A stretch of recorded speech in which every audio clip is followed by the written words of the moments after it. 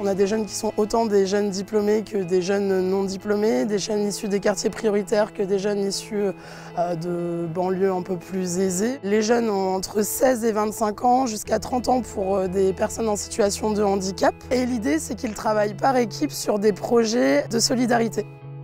Donc on a diverses missions, des missions sur le numérique, des missions auprès de personnes âgées, des missions d'inclusion pour les personnes en situation de handicap et aussi et surtout des missions qui sont liées à l'environnement. Vous vous rendez compte un petit peu de la zone de chantier?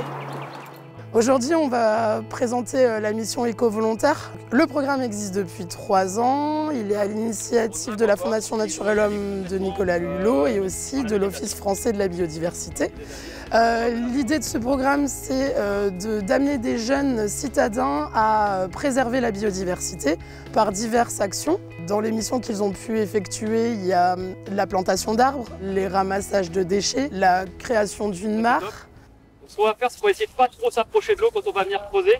On va s'écarter un petit peu de la mare pour être sûr de laisser la faune au calme à l'intérieur. On se trouve ici sur la dune fossile, située sur la commune de Givelde. Elle porte son nom fossile parce que c'est une dune qui a été complètement dépourvue de son calcaire, qui était en fait la plus ancienne des dunes auparavant. Et c'est une dune qui est vraiment classée aussi en Natura 2000, qui est protégée en fait au niveau européen.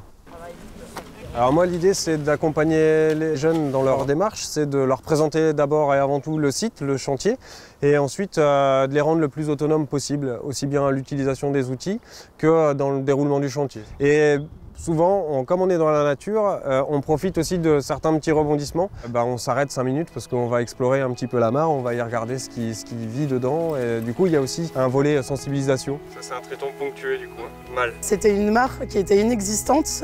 Les volontaires en 2016 ont recréé la mare. Aujourd'hui, on a une espèce de crapaud qui est le crapaud calamite, qui était en voie de disparition et qui est en fait une espèce très connue sur notre territoire.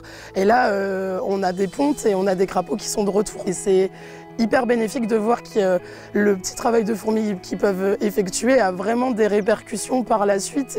Et là, ils viennent de recreuser un autre morceau de mare. Et là, il y a directement la nappe qui est ressortie et l'eau qui a jailli. Donc, voilà, il y a vraiment tout ça. Et après, pour les jeunes, le travail en équipe, tous me disent c'est hyper intéressant, ça m'a appris beaucoup de choses sur moi. Savoir maintenant s'approprier les choses et de faire par soi-même, je pense que c'est hyper important pour les jeunes.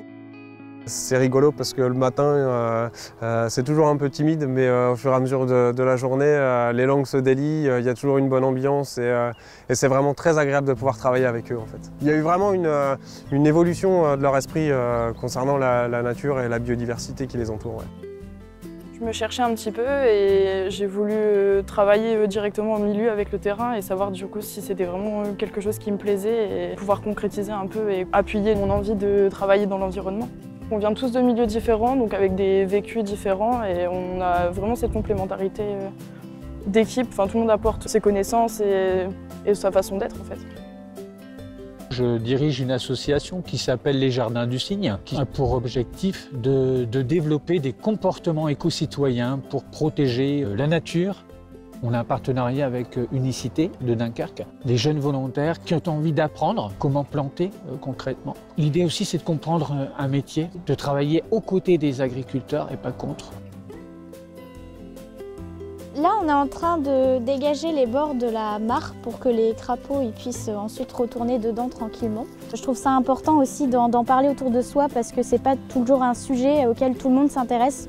Moi, la première, je ne m'y connaissais pas du tout en environnement et j'ai fait ça tout à fait dans une démarche d'apprentissage et de découverte et de voir que ça s'accomplit, que ça avance et qu'on ne fait pas ça pour rien, c'est vraiment satisfaisant en fait.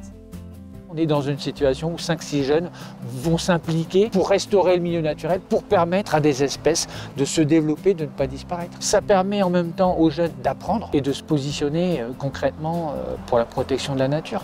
Moi, je pense que c'est à travers des actions d'entraide et de solidarité, de complémentarité, qu'on va pouvoir arriver à de grandes choses.